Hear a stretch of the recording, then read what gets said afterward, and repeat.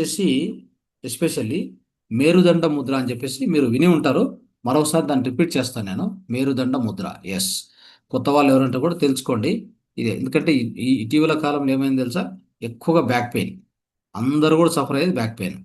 So ఈ యొక్క lower back లేదంటే అప్పర్ బ్యాక్ ఏదైనా కానీ బ్యాక్ పెయిన్తో సఫర్ అవుతుంది. ఎందుకంటే బ్యాక్ పెయిన్ ఎందుకు సఫర్ అవుతామంటే ఎవరు కూడా, నేను ఇంతకుముందు కొన్ని టెక్నిక్ చెప్తా వచ్చాను. మనం కూర్చున్న చోటనే కూర్చొని ఎక్కువ కాలం కూర్చొని వర్క్ చేస్తాం. అవునా? కూర్చొని ఆఫీసులో కూర్చొని వర్క్ చేస్తారు. ఇంట్లో కూడా కూర్చొని వర్క్ చేస్తుంది. ఇటీవల కాలంలో ఎక్కువగా వంగి లేచేటువంటి పనులు తగ్గిపోయాయి. ఎవరికి? స్త్రీలకు కూడా. సో మహిళలకు కూడా తగ్గిపోయాయి. ఎందుకంటే వాళ్ళకి రకరకాల ఇన్స్ట్రుమెంట్స్ వచ్చాయి. ఎలక్ట్రానిక్ గ్యాడ్జెట్స్ ఎక్కువైనాయి. మిక్సరు, గ్రైండరు, ఇక ఏది కూడా వంగి లేచి చేసేటువంటి పనులు తక్కువైనాయి. అందుకే ఆ స్పైన్కి ఎక్సర్సైజ్ కావట్లా. దానివల్ల అక్కడ స్ట్రెస్, మీరు ఏదైనా ఆలోచనలు కానీ దాని నుంచి వచ్చిన ఒత్తిడి అక్కడే నిలువ ఉండిపోతుంది అనమాట. నిలువ ఉండిపోవడం వలన ఏమవుతుందంటే అక్కడ నాడులు ఉంటాయి కదా, ఈ యొక్క ప్రాణనాడులు, ప్రాణశక్తి నాడులు ప్రవహిస్తుంటాయి. మన దేహానికి లెఫ్ట్ సైడ్ 7 నాడులు ఉన్నాయి. రైట్ సైడ్ 7 నాడులు ఉంటాయి. మొత్తం 14 నాడులు ప్రధాన నాడులు. అవి కాకుండా ఉపనాడులు ఎన్నో ఉన్నాయి. ఓకే, మొత్తం మనకు నాడుల సంఖ్య 72,000 నుంచి 3,00,000 వరకు ఉన్నాయి.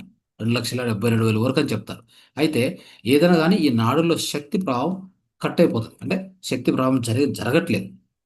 సో జరగకపోవడం వల్ల రోగాలు వస్తున్నాయి. అర్థమైందా? ఎస్పెషల్లీ స్పైనల్ కాలంకి ఎఫెక్ట్ వచ్చేది అలాగనమాట.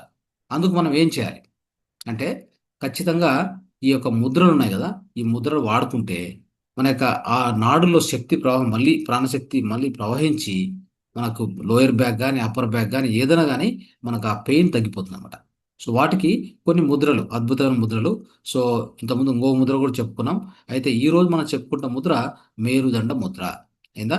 సో మనకి లోయర్ బ్యాక్ అంటే ఎక్కడ వస్తుంది? L1, L2, L3, L4, L5. Upper back అంటే ఎక్కడ వస్తుంది?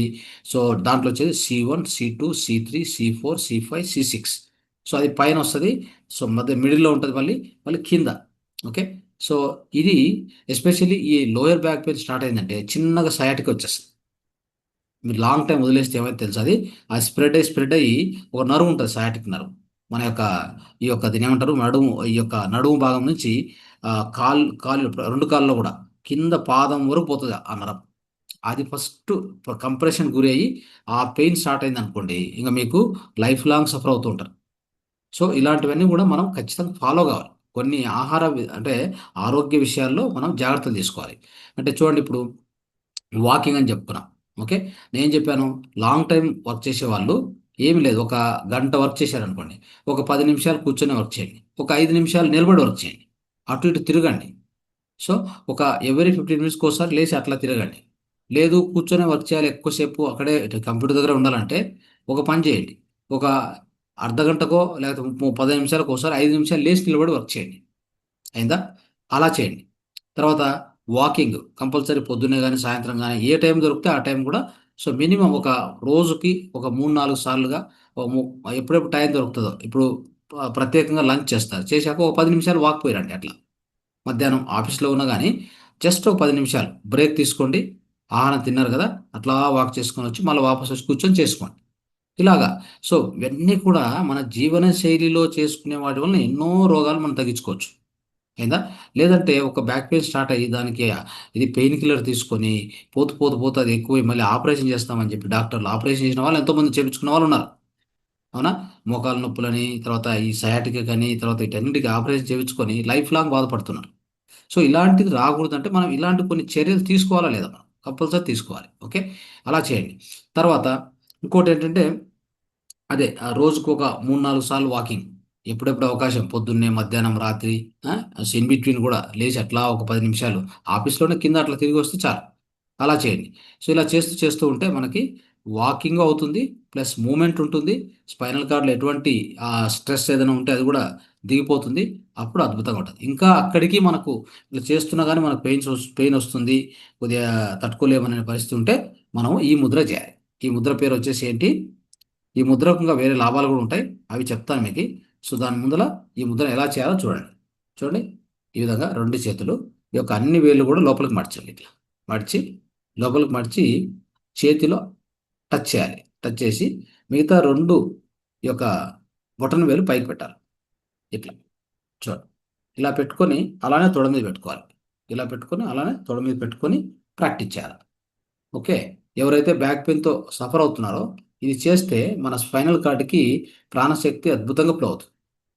ఫ్లో అయ్యి అక్కడ ఏమైనా బ్లాక్స్ ఉంటే కూడా వాటిని తొలగించేస్తుంది. దానివల్ల మీకు ఏమవుతుంది, నడుము నొప్పి పోతుంది. అయిందా? Lower back pain, upper back pain whatever ఏదైనా గానీ మొత్తం స్పైనల్ కార్డ్ ఇది చూడండి. ఇది మేరుదండ అంటాం దీన్ని. ఏమంటాం? మేరుదండ. మేరుదండ అంటే ఏంటి?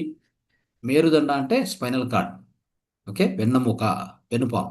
సో దాన్నే మేరుదండ అనేది. ఇది ముద్ర. ఓకే. సో ఈ ముద్ర తర్వాత వీలవుతే ఇది ఎంతసేపు చేయాలి? పొద్దున 15 నిమిషాలు. అంటే ఈ ప్రాబ్లమ్‌తో సఫర్ అవుతున్న వాళ్ళు చేయండి. సో పొద్దున 15 నిమిషాలు, మధ్యాహ్నం 15 నిమిషాలు, సాయంత్రం 15 నిమిషాలు. ఓకే. ఆ విధంగా చేయండి. తర్వాత ఈ ముద్ర అయిన తర్వాత ఒక 5 నిమిషాలు ప్రాణముద్ర పెట్టుకోండి ఇట్లా. ఓకే. ఇది కూడా ఇలా ఇలా చేసుకొని ఇలా పెట్టుకోవాలి. తొడ మీద పెట్టుకోవాలి. ఏ ముద్రైనా తొడ మీద పెట్టకుండా ప్రాక్టీస్ చేయొద్దు. ఓకే. అదొకటి. రెండోది మామూలు వ్యక్తులు కూడా చేయొచ్చు. ఈ ముద్ర ఇలా ఇలా పెట్టుకోవడం వల్ల ఏమవుద్దంటే మన వెన్నుముకకు మంచిగా ప్రాణశక్తి ఫ్లో అవుతది. ఓకే. సో అది మంచిదే. మనకెప్పుడు కూడా దాన్ని అది మనకు హెల్ప్ చేస్తుంది అని తెలుసుకోవాలి. సో ఇది ఈ ముద్ర యొక్క విధానం. ఓకేనా?